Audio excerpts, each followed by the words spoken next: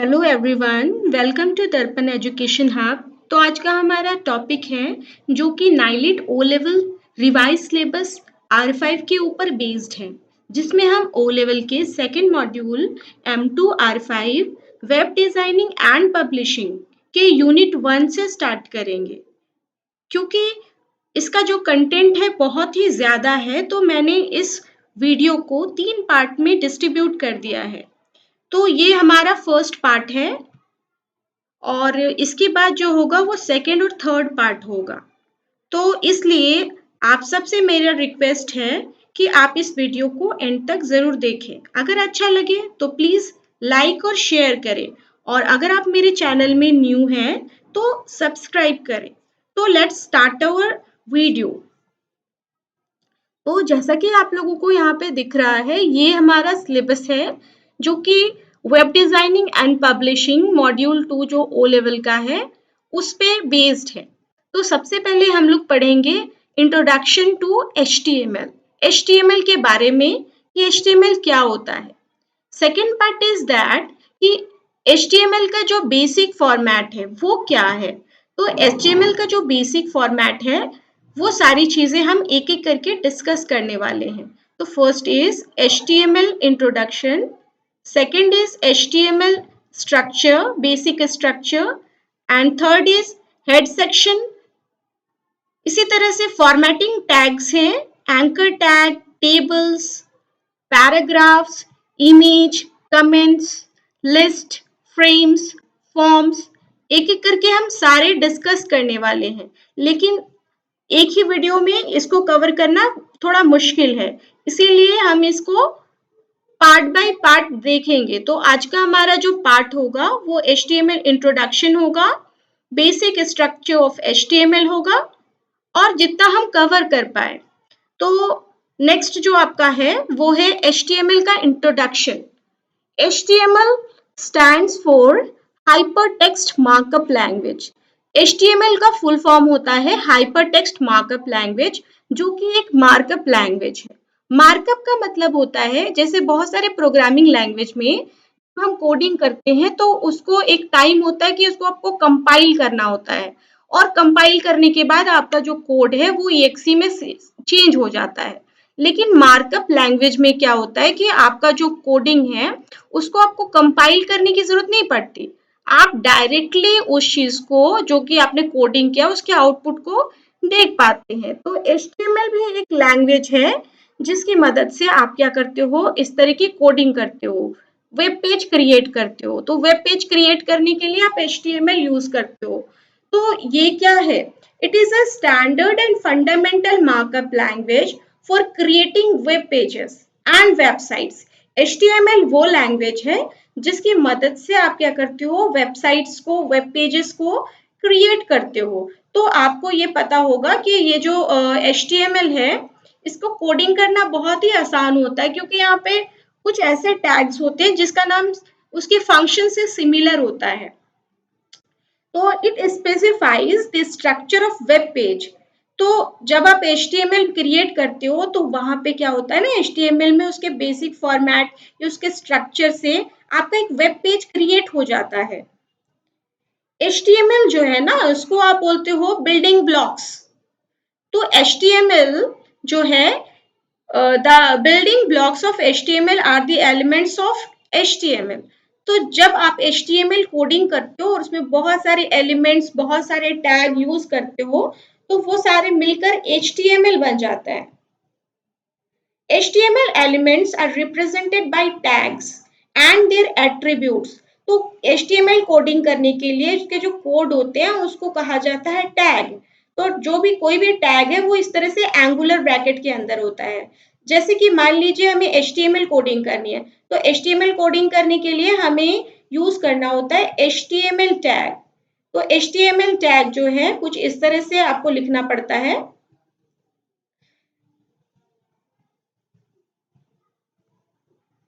जो कि angular bracket के अंदर यूज किया जाए। तो आप इसको बोल सकते हो कि ये क्या है, ये एक HTML टैग है। तो बहुत सारे जो HTML के टैग्स हैं वो HTML में यूज किए जाते हैं। तो HTML टैग्स जो हैं इसके साथ इसके कुछ एट्रीब्यूट्स भी होते हैं। एट्रीब्यूट का मतलब होता है एलिमेंट, या आप इसको बोल सकते हो ऑप्शंस। तो कोई भी टैग है तो उसके साथ आप उसके ऑप्शंस को भी यूज कर सकते हो। Web browsers do not display the HTML tags but use them to render the contents of the web page. देखिए, अगर हम HTML में कोडिंग करते हैं तो जो कोडिंग का पार्ट होता है वो आपके वेब ब्राउजर में नहीं शो करता है, आपको वेब ब्राउजर में उसका आउटपुट डिस्प्ले होता है। किसी भी HTML कोडिंग करने के बाद अगर आपका सोर्स कोड जो है आपने उसको सेव कर लिया और सेव करने के बाद फिर आप उसके आउटपुट को देखना चाह रहे हो वेब ब्राउजर में, और अगर उसमें आपको आपका आउटपुट दिखाई नहीं दे रहा, तो इट मीन्स कि आपका जो कोडिंग है उसमें आपने कुछ मिस्टेक किया है। Web browser receives HTML documents from web server or from local storage and render the document into web pages. जो वेब ब्राउजर होता है उसको क्या मिलता है? HTML डॉक्यूमेंट मिलता है। किसके थ्रू? वेब सर्वर्स के थ्रू, या कोई एक लोकल स्टोरेज होता है वहां से, या आप बोल सकते हो कि बहुत सारे पेजेस आपको मिल रहे हैं। वो कहां से? तो किसी वेब ब्राउजर से। वेब ब्राउजर को क्या, देखिए हम लोग जब HTML पे कोडिंग करते हैं तो कोडिंग को HTML फाइल एक्सटेंशन से सेव किया जाता है और वो एक HTML फाइल बन जाता है, और वो HTML फाइल जो है उसको देखने के लिए, उसके रिजल्ट्स को, उसके आउटपुट को देखने के लिए you have to use the web browser, any web browser. तो आपका जो HTML डॉक्यूमेंट है उसको वेब ब्राउजर रिसीव करता है। वेब सर्वर्स की मदद से भी वो हो सकता है, लोकल स्टोरेज की मदद से भी हो सकता है। नेक्स्ट क्या है? HTML का हिस्ट्री, हिस्ट्री ऑफ HTML। तो HTML जो है वो 1991 में टिम बर्नर्स-ली, जो कि एक इन्वेंटर है, उनके थ्रू आया and wrote browser and server software. 1991 में टिम बर्नर्स-ली ने HTML, ब्राउजर और सर्वर सॉफ्टवेयर इसको इन्वेंट किया। HTML के बहुत सारे वर्जन्स आए हैं, तो इसमें बहुत सारे वर्जन में से सबसे पहले जो आया है वो है HTML, जो कि 1991 में आया है। उसके बाद HTML जो है इसके वर्जन्स आगे अपग्रेड होते गए, और अभी जो हम लोग यूज करते हैं वो यूज होता है HTML5। तो ये सारे जो है, ये सारे क्या है? ये सारे वर्जन्स हैं HTMLs के। लेकिन जो बेसिक फॉर्मेट होता है वो ऑलमोस्ट सारे वर्जन्स में एक जैसे यूज किए जाते हैं। नेक्स्ट क्या है कि हाउ टू क्रिएट और रन HTML कोडिंग। तो you have to follow some step, आपको कुछ स्टेप्स को फॉलो करना होता है, और इन स्टेप्स में सबसे पहला स्टेप होता है कि open any text editor like notepad, notepad plus plus, सबलाइन, और भी बहुत सारे एडिटर होते हैं, टेक्स्ट एडिटर होते हैं, जहां पे अपनी कोडिंग को आप टाइप कर सकते हो, अपने कोड को टाइप कर सकते हो। सेकेंड स्टेप क्या होता है कि right the HTML code, you have to write the or you have to type the HTML code. Third step is save the document by giving the desired primary name of the document with extension HTML or HTM. जब आपका coding type हो जाए तो आप उसको save करते हो file name और उसके फाइल एक्सटेंशन .html या .htm से। उसके बाद जो लास्ट स्टेप होता है वो है open the document with using any of the web browser installed on the system like Chrome, Firefox, Internet Explorer, etc. तो ये कुछ वेब ब्राउजर्स हैं जो कि आपके सिस्टम में इंस्टॉल्ड हैं, तो आप इसमें से किसी में भी अपने वेब पेज को ओपन करके उसके आउटपुट को देख सकते हैं। तो ये कुछ स्टेप्स हैं to create HTML code and to run the HTML program. Next क्या है कि HTML में कोडिंग में HTML टैग्स होते हैं। HTML में कोडिंग को टैग्स के नाम से या एलिमेंट्स के नाम से जाना जाता है। ये टैग्स क्या हैं? tags are the markup and coded instructions referred to as source code.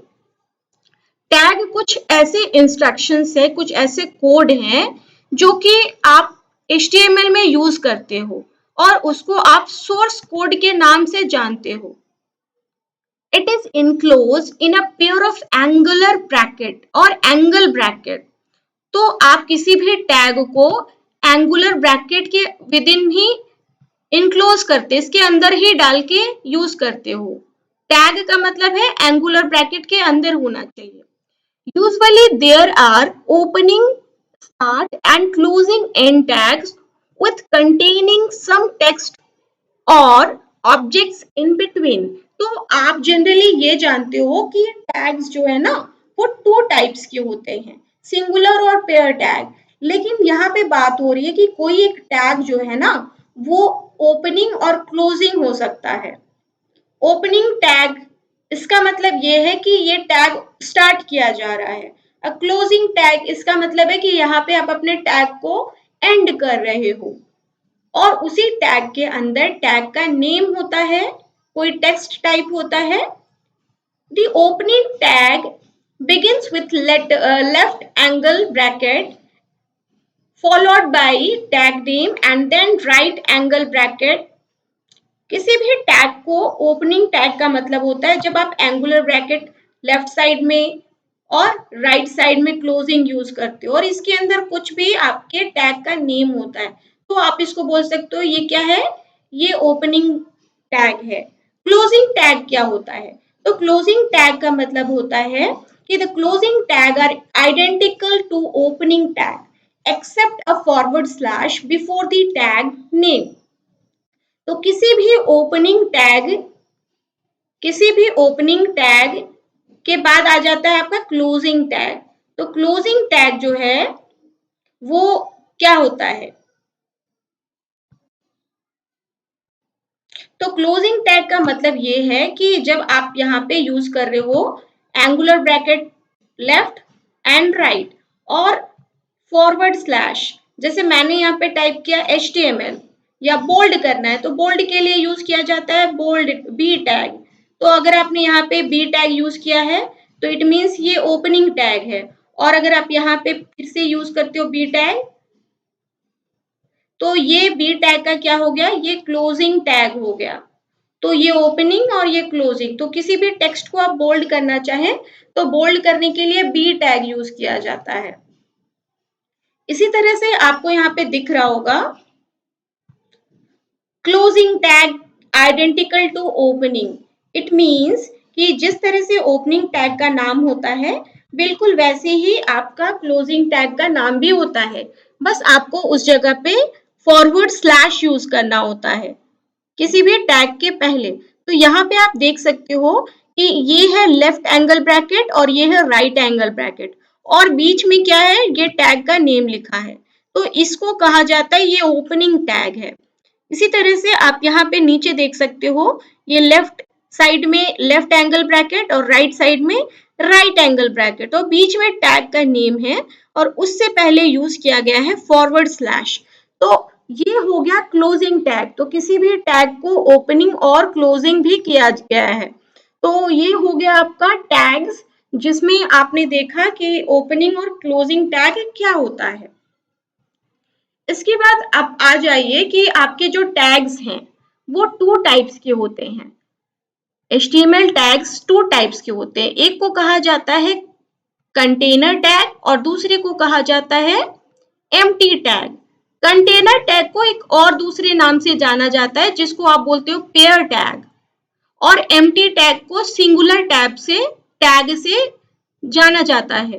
तो कंटेनर टैग वो टैग है जिसमें ओपनिंग एंड क्लोजिंग टैग दोनों यूज किया जाए. कंटेनर टैग वो टैग है जिसमें ओपनिंग एंड क्लोजिंग टैग दोनों यूज किए जाए. जैसे कि आप यहाँ पे देख सकते हो सिंटेक्स यहाँ पे दिया हुआ है कि टैग का नाम यहाँ पे टाइप करना है एंड आपको क्या करना है, आपको यहाँ पे देख सकते हो अपना टैग का नेम. तो टैग का तो कोई भी नेम हो सकता है जो आप यूज कर रहे हो HTML में. और यहाँ पे जो दिख रहा है आपको यहाँ पे जो दिख रहा है आपको, ये है आपका कंटेंट जिसके ऊपर आप टैग का जो फंक्शन है वो अप्लाई करना चाहते हैं। और ये हो गया आपका क्लोजिंग। तो ये ओपनिंग और ये क्लोजिंग, तो इसको कहा जाता है कंटेनर टैग। इसी तरह से आपको यहाँ पे दिखाई दे रहा होगा H1 टैग यूज किया गया है। एग्जाम्पल में H1 टैग, H1 टैग वो टैग है जिससे आप किसी भी कंटेंट को या टेक्स्ट को हेडिंग की तरह बड़े बड़े साइज में देख सकते हो। तो अगर आप यहाँ पे यूज कर रहे हो H1 टैग, तो H1 टैग से क्या होगा कि ये जो हेडिंग है, राइट योर हेडिंग हियर, ये बड़े बड़े फॉन्ट में दिखाई देता है। क्योंकि आप इसी के ऊपर अप्लाई करना चाहते हो, तो आपको अपने टैग को क्लोज भी करना होता है।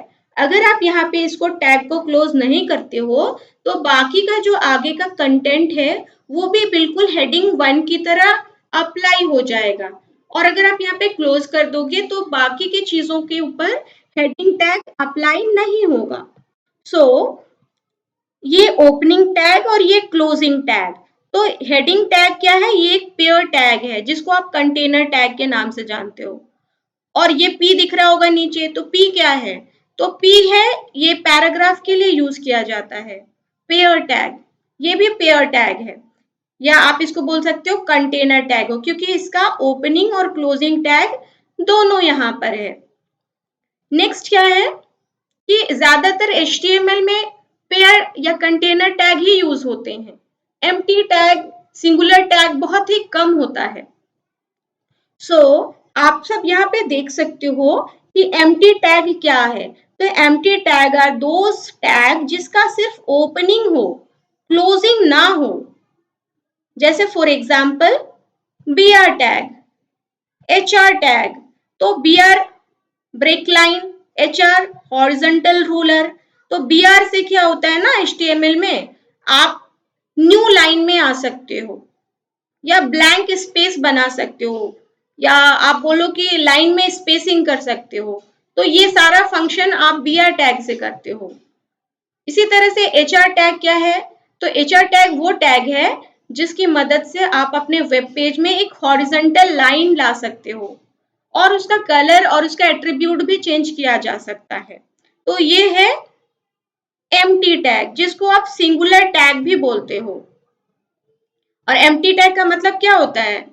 एम्प्टी टैग का मतलब होता है कि जहां पे आपको क्लोजिंग टैग की जरूरत नहीं होती, वहां होता ही नहीं है। ओके, नेक्स्ट क्या है? एट्रीब्यूट्स। ये एट्रीब्यूट्स क्या है?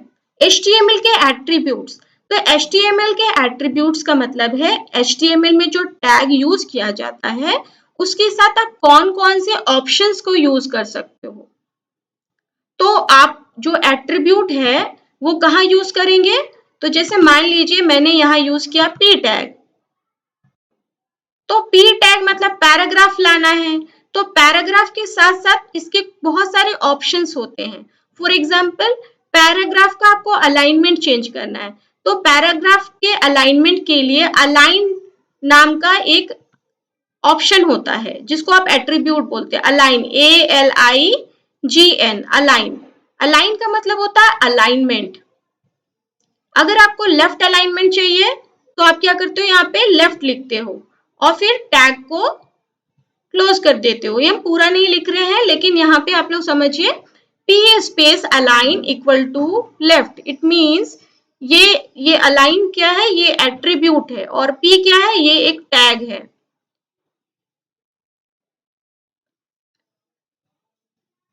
लेफ्ट क्या है? लेफ्ट वैल्यू है। तो यहाँ पे आप सब देख सकते हैं सिंटेक्स में tag name attribute is equal to value, या एट्रीब्यूट 1 एट्रीब्यूट 2। एट्रीब्यूट 1 एट्रीब्यूट 2 से क्या होता है कि एट्रीब्यूट 1 मतलब ऑप्शन 1, एट्रीब्यूट 2 मतलब ऑप्शन 2। तो इस तरह से आप यूज करते हो एट्रीब्यूट्स को।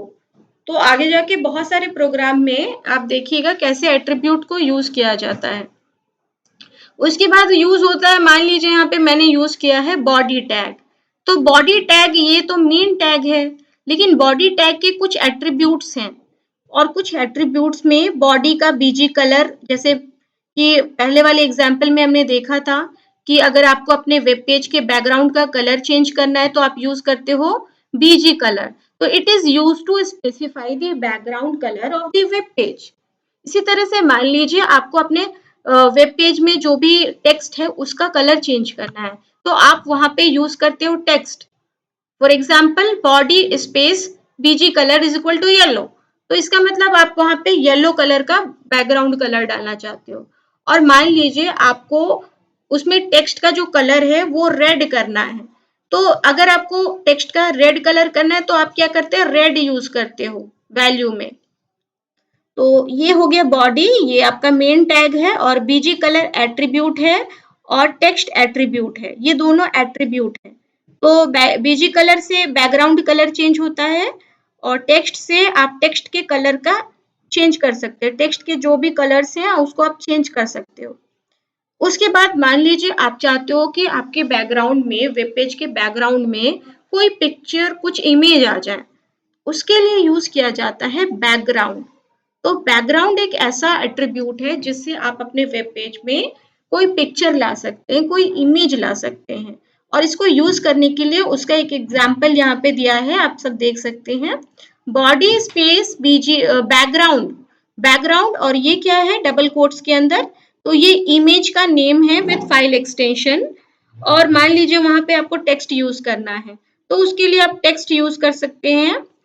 तो जरूरी नहीं है कि ये आप यूज करो, तो आप इसकी जगह पे बैकग्राउंड ही सिर्फ यूज कीजिए.